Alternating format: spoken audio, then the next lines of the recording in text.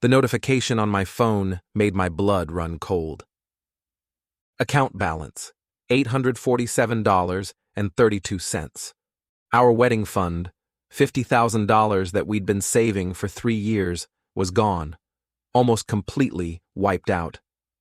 I stared at the screen, my hands trembling. Tomorrow was supposed to be our final dress fitting. Next month, Sarah and I were supposed to get married. There has to be a mistake, I whispered to myself, frantically opening the transaction history. But there it was, clear as day, a single withdrawal of $48,000 made yesterday. The memo read, "Emergency medical payment." My heart pounded as I called the bank. After 20 minutes of holds and transfers, the truth hit me like a freight train. "Yes, Mr. Davis. The withdrawal was authorized by Miss Sarah Chen using her debit card. She's listed as a joint account holder." I hung up and immediately called Sarah. It went straight to voicemail. "Sarah, call me back, now. What happened to our wedding fund?" An hour passed, then 2. Finally, my phone rang. "David, I can explain." "Explain what? That you stole our entire wedding fund without telling me?" Her voice was shaky. "It wasn't stealing. It was an emergency. Marcus, he was in a car accident. He needed surgery and—" "Marcus?" I cut her off. "Your ex-boyfriend, Marcus. David, he could have died. His family couldn't afford the surgery. I couldn't just stand by and—" "So you used our wedding money? Money we saved for 3 years? I'll pay it back, I promise. My parents said they'd help." "Your parents?" I laughed bitterly. "The same parents who've been helping you with your student loans for the past 5 years? David, please. You don't understand. Marcus and I, we have history. I couldn't let him die." That's when it hit me. The way she said history. The way she'd been getting mysterious calls lately. The way she'd been distant ever since Marcus moved back to town 6 months ago. "Sarah," I said quietly, "are you still in love with him?" The silence stretched on forever. "David, it's complicated." I hung up. I didn't sleep that night. I kept staring at the ceiling, replaying every moment of the past 6 months. Every time she'd stepped out to take a call, every time she'd been too tired to talk about wedding plans, every time she'd made excuses about why we couldn't see each other. At 6 a.m., I drove to the hospital. Marcus was in room 314, recovering from surgery. When I walked in, Sarah was there, holding his hand. They both looked up, startled. "David, what are you doing here?" I looked at their intertwined hands, then at Sarah's face. She was glowing in a way I hadn't seen in months. "I came to see what $50,000 buys these days," I said calmly. Marcus tried to sit up. "Look, man, I'm sorry. I didn't know she was going to—" "Save it." I pulled out my phone and showed them the bank statement. "I just want to understand something, Sarah. When exactly were you planning to tell me you cleaned out our wedding fund?" She let go of Marcus's hand and stood up. "David, I was going to tell you. I just needed time to figure out how to—" "How to what? How to explain that you're still in love with your ex? How to explain that our wedding meant so little to you that you'd give our entire future to him? It's not like that." "Then what is it like?" I stepped closer.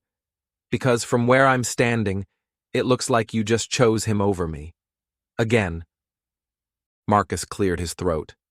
"Maybe I should—" "No, stay," I said, not taking my eyes off Sarah.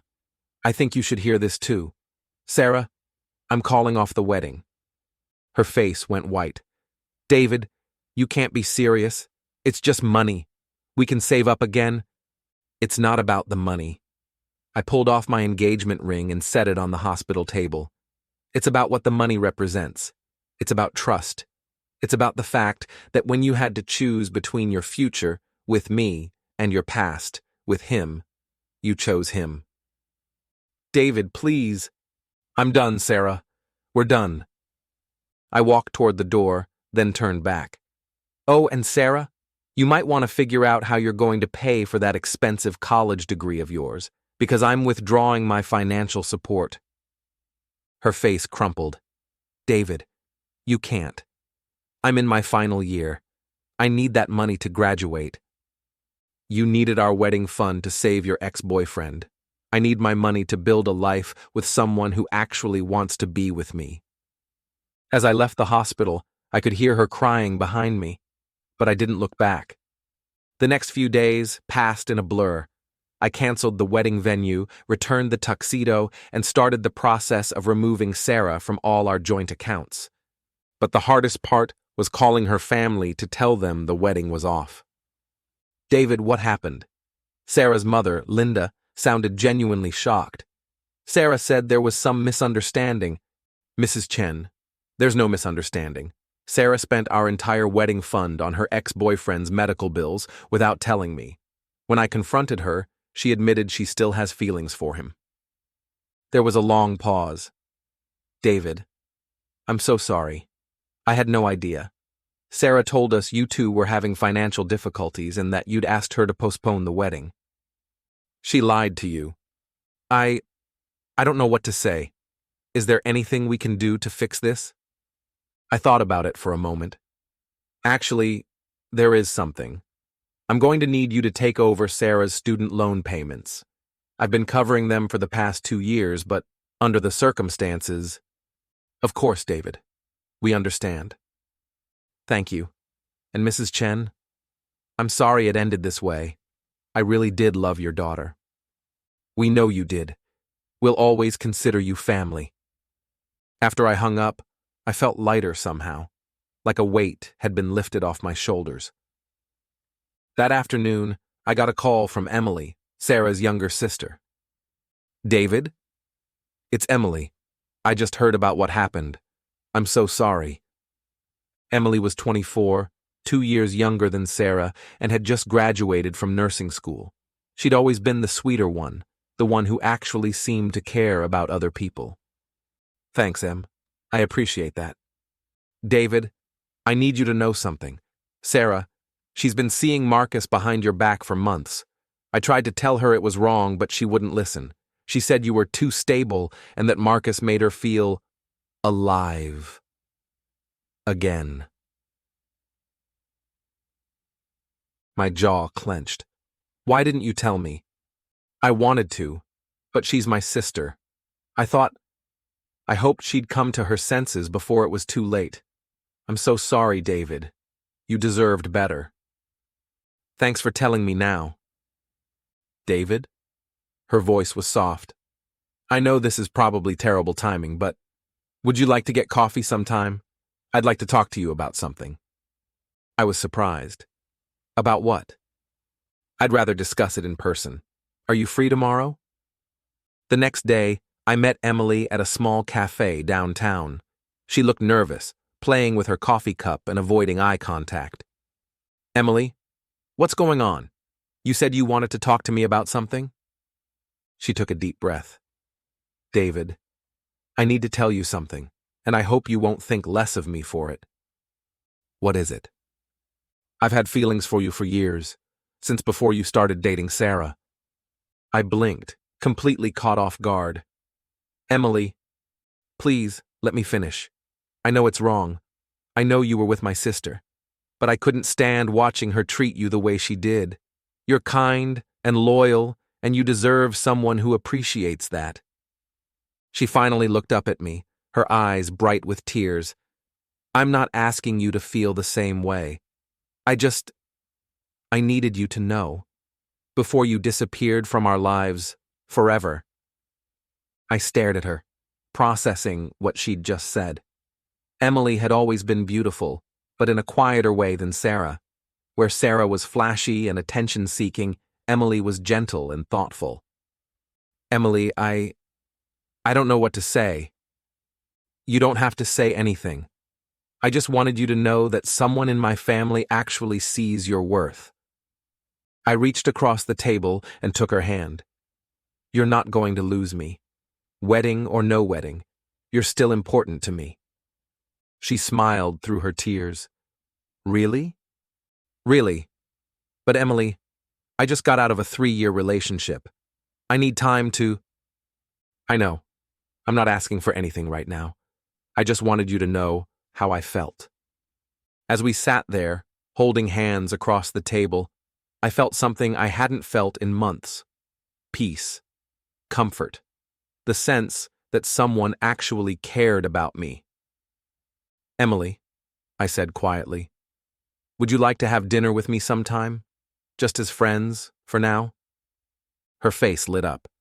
I'd love that. Over the next few weeks, Emily and I began spending more time together. What started as friendly dinners turned into long walks in the park, movie nights at my apartment, and deep conversations about life, dreams, and everything in between. Meanwhile, Sarah had been calling me nonstop. When I finally answered, she was crying. David, please. I made a mistake. Marcus and I, it's not working out. He's not the person I thought he was. I'm sorry to hear that, Sarah, but it's not my problem anymore. But I love you. I want to marry you. I'll pay back every penny of the wedding fund. Sarah, I'm seeing someone else. The line went quiet for a long moment. Who? That's not your concern. David, please. Whoever she is, she can't love you like I do. We have history.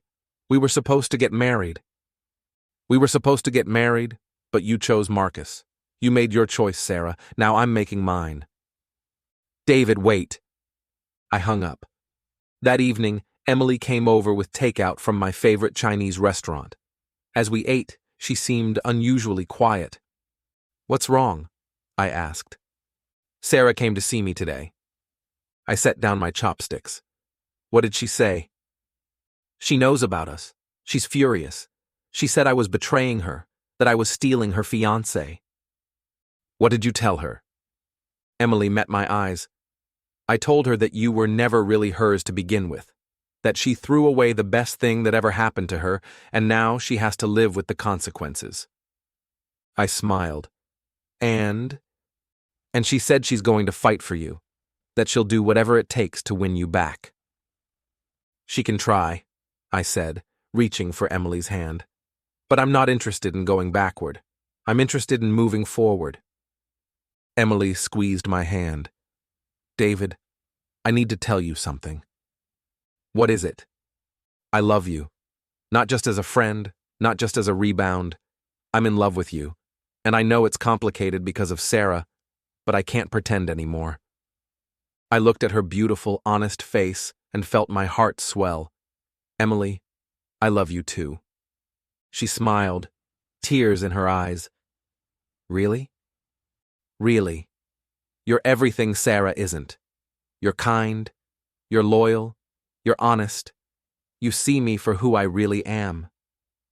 David, she whispered, I want to be with you, really be with you. Are you sure? Because there's no going back after this. Sarah will never forgive us. I don't care about Sarah. I care about you, about us. That night, as Emily fell asleep in my arms, I felt something I hadn't felt in years. Complete happiness, like I was finally where I belonged. 3 months later, I made a decision that would change everything. I proposed to Emily. Not with Sarah's ring. I'd sold that and donated the money to charity. Instead, I bought Emily a beautiful vintage ring that was uniquely hers. She said yes immediately, crying tears of joy. David, are you sure? Your relationship with Sarah just ended. Emily, I've never been more sure of anything in my life. I should have seen what was right in front of me years ago. What about Sarah? What about my family? Your parents already know how I feel about you. They've been nothing but supportive. And as for Sarah, I shrugged. She made her choice. Now I'm making mine. We decided to have a small, intimate wedding, just close friends and family. We used the money from Sarah's college fund, money I'd been saving for years to help her graduate, to pay for everything. The venue was perfect. The flowers were beautiful, and Emily looked absolutely radiant in her wedding dress. As I stood at the altar, waiting for her to walk down the aisle, I felt a tap on my shoulder. David. I turned around, and there was Sarah. She looked terrible, like she hadn't slept in weeks. Sarah, what are you doing here? I came to stop you from making the biggest mistake of your life. My groomsmen stepped forward, ready to escort her out, but I held up a hand. It's okay. Let her speak. Sarah looked at me with desperate eyes. David, you can't marry her. She's my sister. This is wrong. What's wrong, Sarah, is what you did to me. What's wrong is that you threw away 3 years of our relationship for someone who didn't even want you back. I know I messed up, but nothing. Emily and I love each other. We're getting married today, and there's nothing you can do to stop it. David, please. I'll do anything. I'll pay back the money. I'll cut off contact with Marcus forever. Sarah. I stepped closer to her. I want you to listen to me very carefully. I don't love you anymore. I love Emily. She's the woman I want to spend my life with. The woman I want to have children with. The woman I want to grow old with. But the money, my college fund, your college fund paid for my wedding. To your sister, the woman who actually deserves my love. Sarah's face crumpled. David, you can't do this to me. I'm your fiancé. No, Sarah. Emily is my fiancé. You're just the woman who taught me what I didn't want in a partner. At that moment, the wedding march began to play.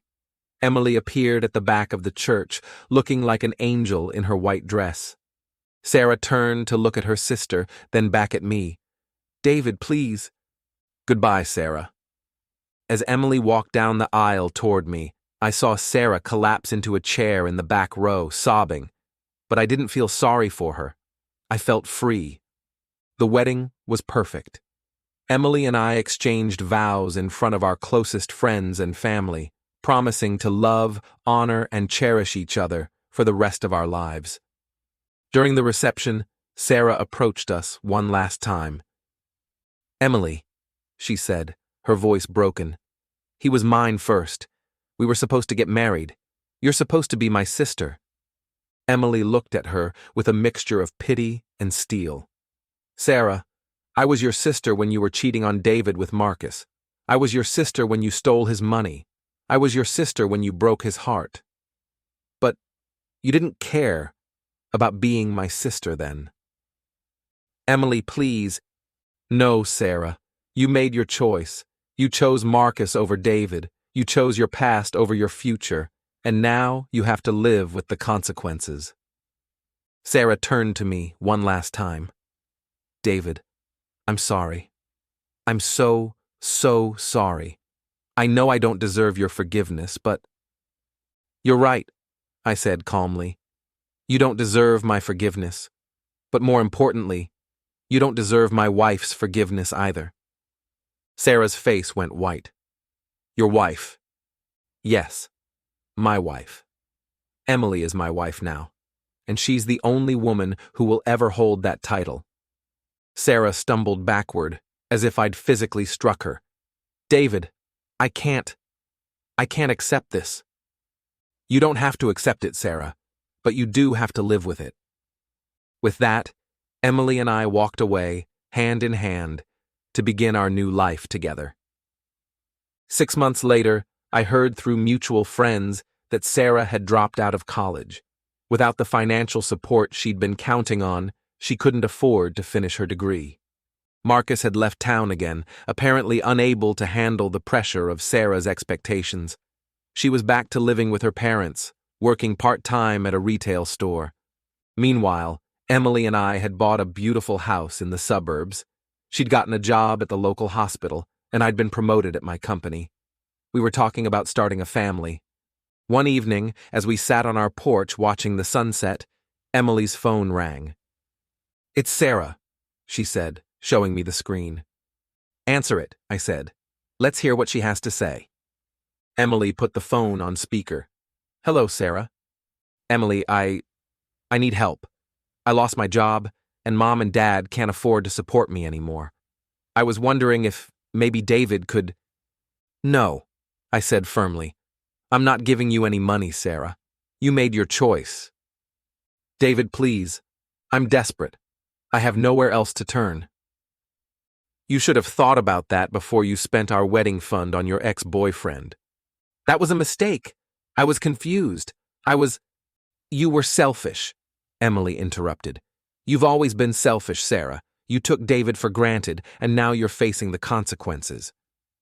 Emily, you're my sister. I'm your sister, but David is my husband, and I won't let you manipulate him anymore. There was a long pause.